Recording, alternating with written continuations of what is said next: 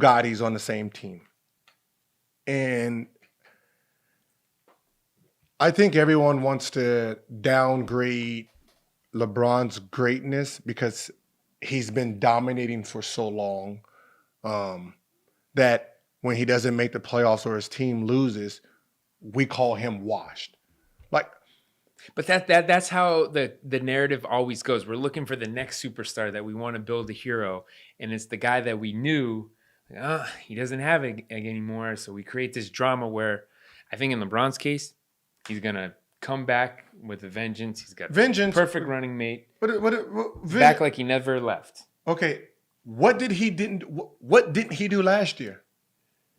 Broke his streak of going to the finals. But I didn't say he didn't do anything right or wrong. But what I'm saying is it wasn't the best unit. He got hurt. Actually, that's what he got hurt. He had a long injury. They were in second place. His team got hurt. Right at the time he got hurt, they were balling. Yeah. So I thought they were third place. They were second. Yeah.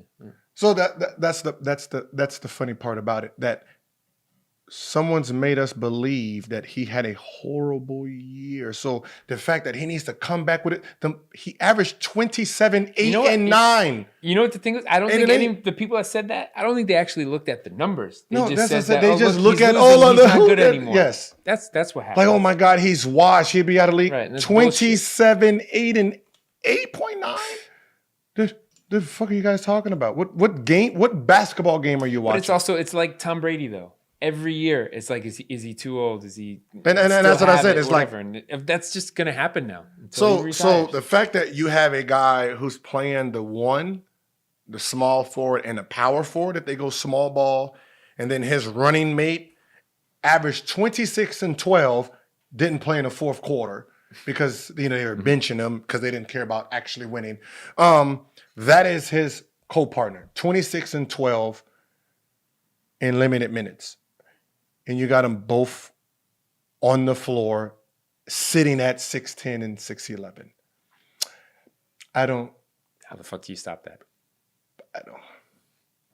I don't know what everyone else pretending they're looking at, but I don't know who's gonna actually stop them. Like, the only thing that stopped Anthony Davis last year was coach. And the only thing that stopped LeBron last year was actually nothing. Like usual. Right. I mean, usual nothing. Right. So now you got both those guys on the same team playing. So he is AD the guy that you've always said LeBron needs that closer to play with too, though? Anthony Davis is not a closer. Yeah. So who's the closer? They're gonna have to go get one, figure it out. I mean, the thing is Lakers is winning 2020. Let's just they're winning next year. They're okay. 100%. But they still, at this point, think they need something, which I agree with. I don't think they're done yet. They still need to fill out their roster with a few players. But they did. They made a lot of moves to get other players, like those roles or those shorter contracts, or whatever. But I agree. They don't have a takeover ISO finisher. No, but they have a bunch of guys that complements the style they're going to play to win. I mean, they will probably at some point have the biggest starting five in history. If you start LeBron at the point, throw Kuzma or KCP at the 2, Anthony Davis at the 3, throw Boogie Cousins at the 4, JaVale at the 5. Or you can go, still got Kuzma. You can go Kuzma at the 2, Anthony Davis, Boogie. Then your whole fucking lineup is 6'10", agile and jumping. Your finisher lineup, though, would be Boogie at the 5, AD at the 4, LeBron at the 3, but he might even actually... LeBron at the 1, Kuzma. Kuzma and KPZ. Or if they find Green. Or Dan... It depends on because think about Danny Green. Depending on who's playing that well. The defense has no bearing on this unit because you literally have LeBron, defensive player, Anthony Davis, defensive player. Avery Bradley, don't forget. Kuzma's all right. Avery Bradley. And then what I'm saying is, I think he's going to be a slept-on contributor for that team. Another guard defender. Okay, cool. Yeah, but That helps them a lot. Dirty work player. But what I'm saying is the lineup is so big. Where are you going? You talking about to finish the game? No. What I'm saying is, where's a player going? You can't get to the basket because you got LeBron's going to jump. Kuzma's going to jump. Anthony Davis is going to go. Boogie's going to try to jump. Can't jump. He's going to try. And then JaVale's going to jump. You got 4 super athletes. Boogie's going to bang. But I mean, you have 4 super athletes contesting shots. So really, when it comes to defense and like that team just has to play. Mm-hmm. You know, you get a guy in that's like a 6-man. You come in and get a Jamal Crawford or something like that. Now you have a guy who can finish and make shots, sitting with a bunch of super studs in the back. All right, this team is more dangerous than anybody thinks. Yeah, no, I think they are. They're deeper than people are giving them credit for too. All right, so talk about that finisher. I do think Danny Green, catch and shoot player, last shot. A catch and shoot guy is not a finisher. Hear me out though. To play with LeBron, he can kick to him. That's LeBron's one. A catch and shoot guy is not a finisher. A finisher is a guy who creates his own baskets. I got a couple though. Not a fucking guy who's like a plant in the club sitting there. It's called atmosphere. Yeah. He's just sitting there waiting for someone to create a shot for him. Okay. But like I said, you got a guy that can hit shots. Now to have an ISO player, how about Melo?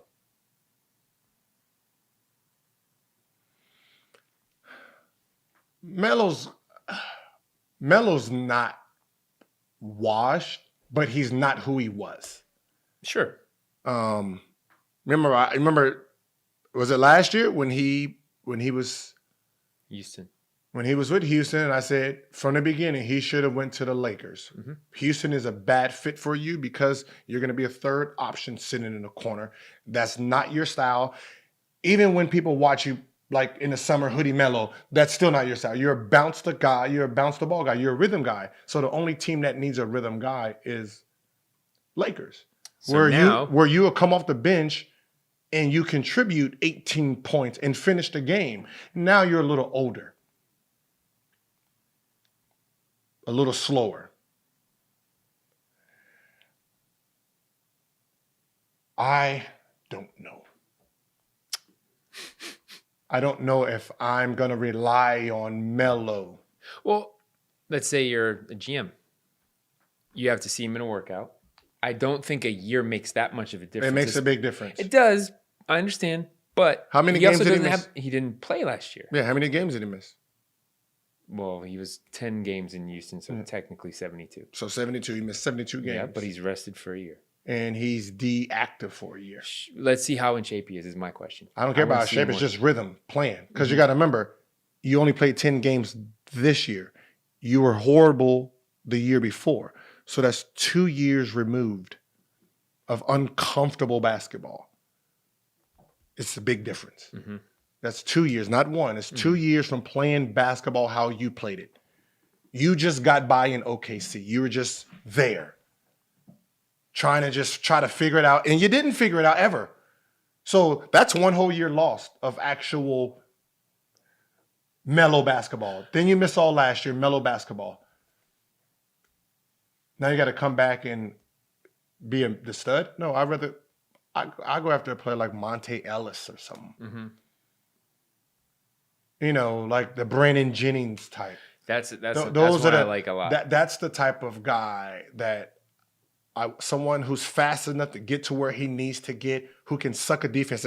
There's nobody sucking in on Melo at this point in his career.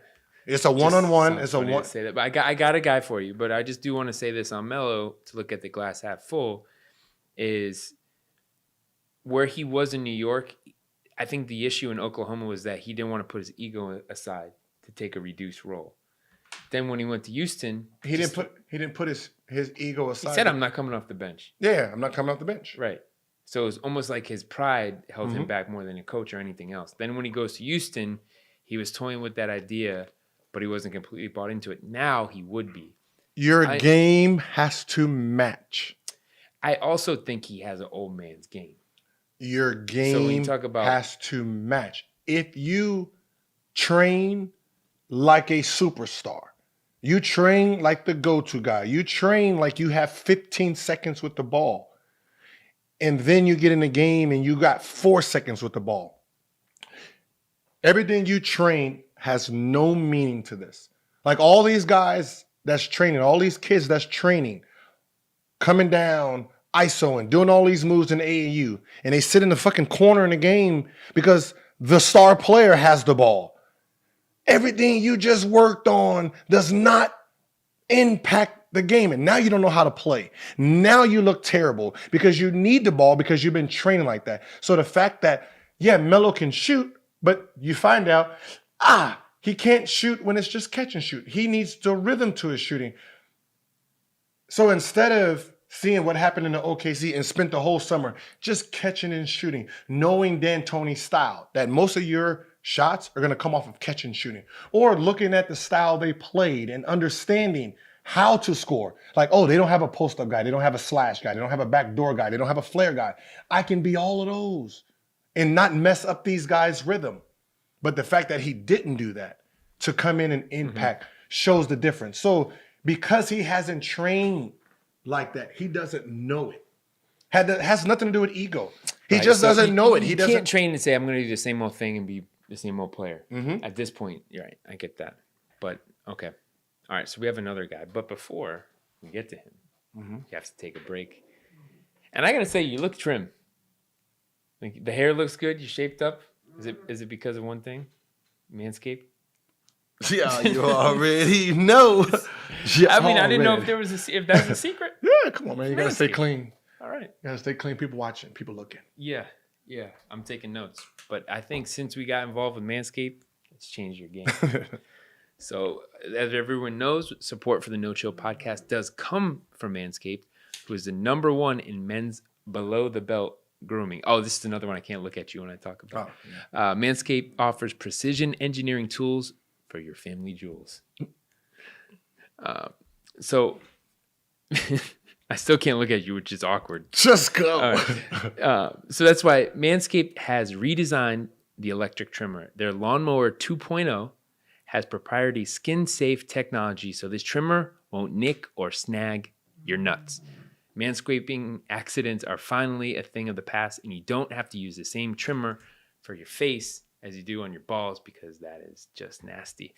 Manscaped has also developed the Crop Preserver, an anti-chafing ball deodorant and moisturizer. You already put deodorant on your armpits, why you're not putting deodorant on the smelliest part of your body. Think about that.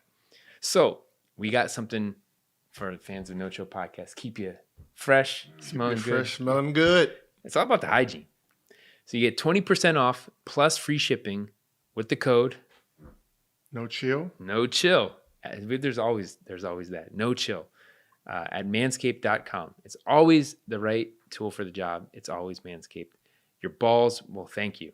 So remember to get 20% off and free shipping and a free travel bag. Use the code NOCHILL at manscaped.com.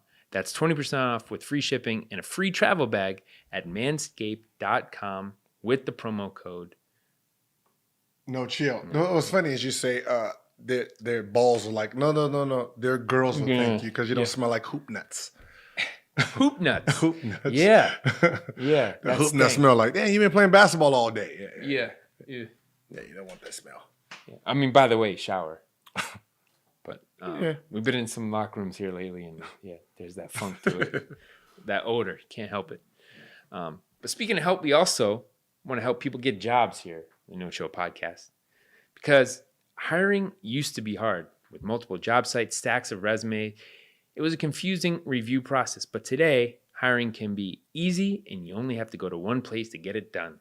ZipRecruiter.com/NoChill. So go to the site and use that promo code. ZipRecruiter sends your job to over 100 of the web's leading job boards, but they don't stop there. With their powerful matching technology, ZipRecruiter scans thousands of resumes to find people with the right experience and invites them to apply for your job. As applications come in, ZipRecruiter analyzes each one and spotlights the top candidates so you never miss a great match. ZipRecruiter is so effective that 4 out of 5 employers who post on ZipRecruiter get a quality candidate through the site within the first day. So when you're looking to hire, looking to build out your team and your roster, Mm-hmm. you go to ZipRecruiter. ZipRecruiter. All right. And if you're looking for a job, you go to ZipRecruiter. All right. It only makes sense. Everyone's helping each other. Yeah.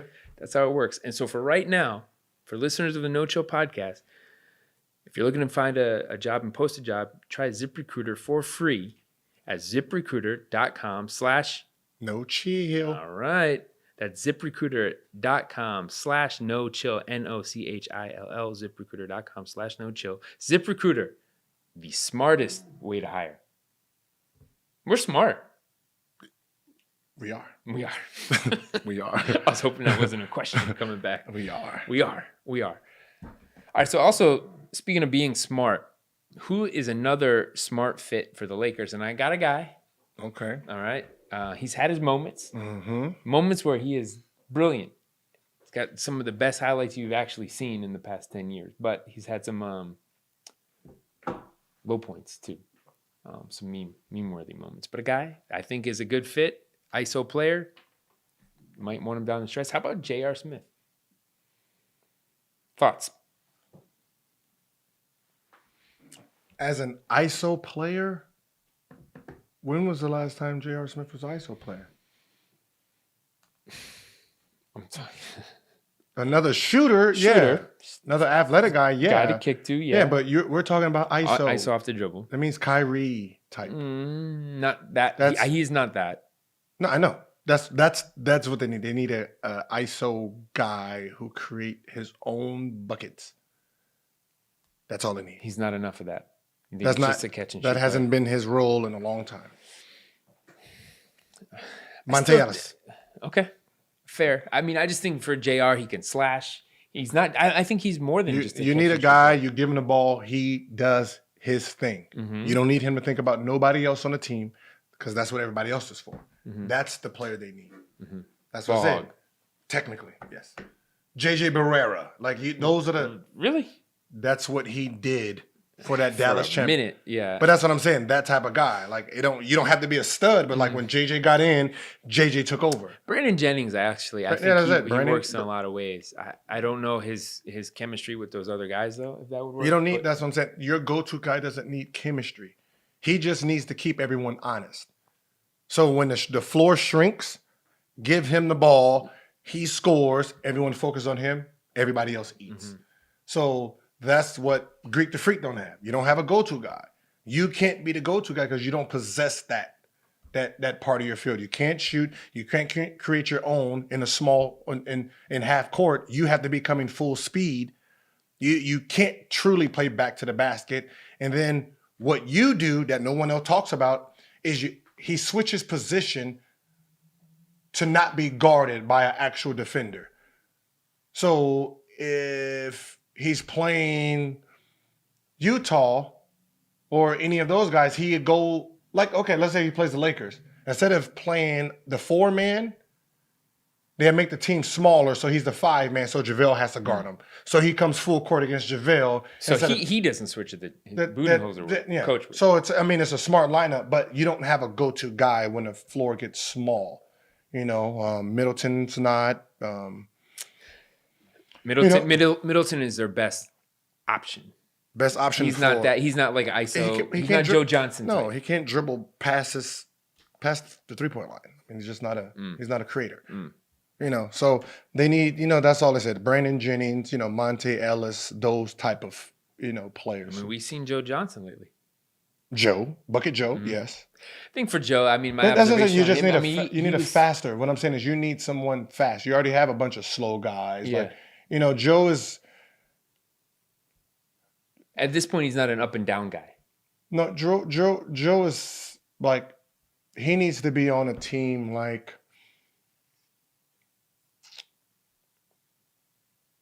he can fit in great with a Philly. Philly need a guy nice. Like that. Yeah.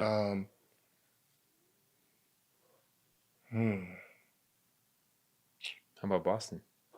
No, Boston's they have nowhere to go. What do you mean nowhere to go? They don't. They have no hope. There's no hope over there. You don't have. I mean, you don't have anything. There's nothing. I think you have nothing. Jason. Yeah, the future. Mm-hmm. Right now, you have nothing. You have the future. Bunch You of mean young guys. they're a rebuild. They- I wouldn't even call it a rebuild. They're just a young team. They're so rebuilding that they don't know that they're rebuilding, but they're so rebuilding. Gordon Hayward is gone next year, so they can free up money to. I mean, I won't be surprised if they get rid of Kemba and Hayward next year after next season. I mean, I think the duo. Speaking of duos, is Kemba and Jason. But you got to remember, Kemba's old. Jalen is the one that I think is an odd fit with that personnel. 23 and 22 is off fit versus 32 and 21. Gordon, I think is 32. 30, yeah. Kimba's about 32. Kimba's 30. And 29, 30. No, Kimba's over 30. And you're going to mesh him up with a 21-year-old? No. It's not a good fit. The older guy's going to go. They give it one season? They give it one season, realize they don't have anything, and then get rid of them both. That's harsh. Because your team is too old and too young. Okay. So where do you go from there? Like, if Kemba was 26, 25, yeah, I think that happens a lot. It's the chemistry equation on the fly. Yeah. And that's hard to do. You really have to be, and I think for them, I don't think it's really much of a secret. They wanted Anthony Davis. I think pairing him with Kyrie was the move. Didn't work, so they sort of just rebooted. And that's the problem. The winging it, the winging it is what holds franchises' hand. But it's hard because you can have a plan, but then there's some X factor there. Anthony Davis didn't want to go to Boston. Mm-hmm. So, you can make all the room and make the best play. So when Kyrie left, and then that happens. Kyrie leaves, which you knew he was leaving. Right. Instead of signing Kemba, why don't you just ship Gordon Hayward somewhere? But I thought that was going to happen. I mean, what do you do with Rozier too? That was a question. Yeah, Obviously, that happened. But that's what I'm signing back. Like, that was the move. That was your future move. And I think that's what uneducated thinking. Like, there's the people who make the decision, they're smart in what they got a degree in. Smart as in basketball knowledge. No, because you didn't play it. You don't know what meshes. You don't know the ins and out of what it takes because you've never been a player. Mm. So if I know I have Rozier at 23, Jaylen Brown at 23, why am I going to blank on young fella? On Tatum, 21, right? They've proven together those three play amazing basketball, right? Those three together play amazing basketball.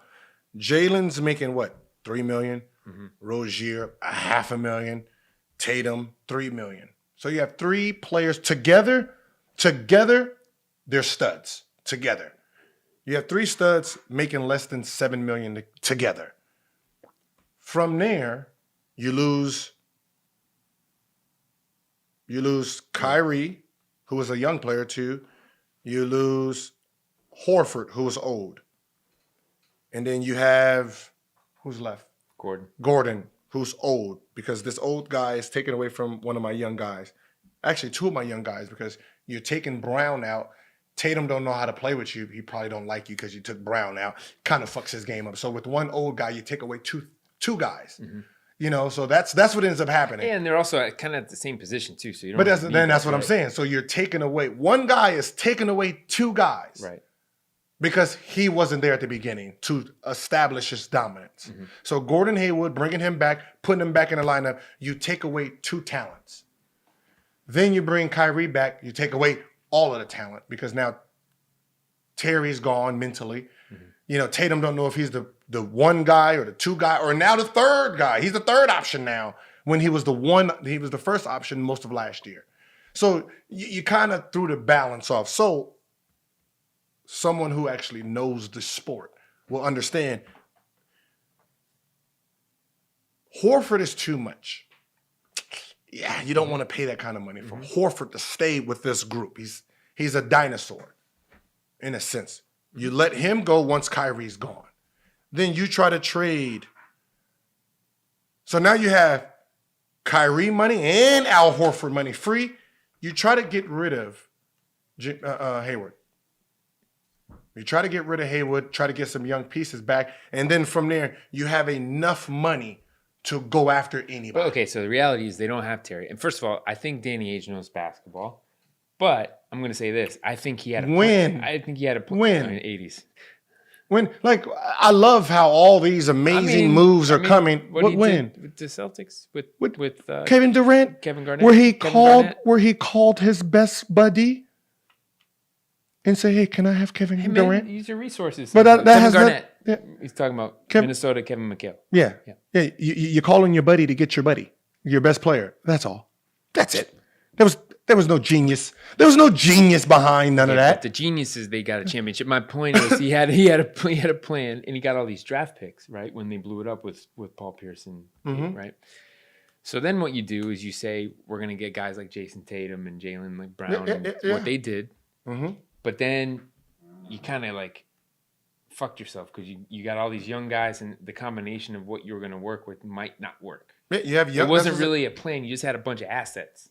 You had no. You had a bunch of assets that played well together. Then what you did is you went out and got two superstars. Right. You overshot you tried to shoot your load with players that didn't fit with this core group. But the plan was this, like, so we can get all these young guys that are cheap and they're young talent. We can develop them, but then we'll have all this money to get the superstars. Yes. And they'll just make it work because they're superstars. Yes. It's not always the case.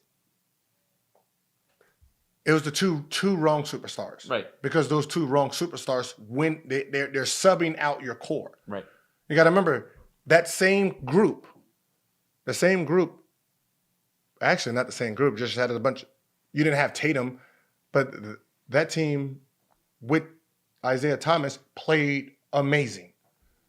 Yeah, that wasn't, no, Tatum wasn't there. I know. But Brown. But it was just Brown because you didn't have Rozier. Hayward that summer. No, Hayward was on that team. Mm-mm. With Isaiah Thomas, no. Yeah, he was. Yes, he was. Because it was fucking cooking my Wizards. Yes, he was. You had him and Hayward. one of the brothers. Morris brothers, right? One of the Morris brothers. He got hurt that first game. Who? Against Cleveland. Gordon Hayward. That was the following year. They didn't have Hayward. What are you talking about? You said Horford. Hayward. Oh, no. Hayward. Yeah, they didn't have Hayward. No, that's what I said. You brought in Kyrie and then you signed. But think about what they had. And that's the thing about Gordon Hayward coming out of Utah. He is like the Swiss Army knife player, right? So he can score, he can defend, rebound, like kind of cleans up messes in here and everything. In theory, he actually was the right guy to get. But with those young guys, it wasn't the right guy to get with your team. No, but I mean, you're saying like we have this like one-on-one master creator ISO play with Kyrie, and then they had Hayward first, they signed him first, so they're kind of saying like, oh, that'll just fit because he's a complementary player, and Kyrie is like the alpha of the group, but it didn't. Didn't you already have your draft picks by then? They had, So you already signed Tatum, right? Yeah, so you already had. But you had Tatum, Brown. So you already had Tatum and Brown. So you already had. And then they got Hayward in beginning of July. So what I'm saying is you already have 2-3 men. Yeah. That's where you had too much. And then they were going to go donkey and put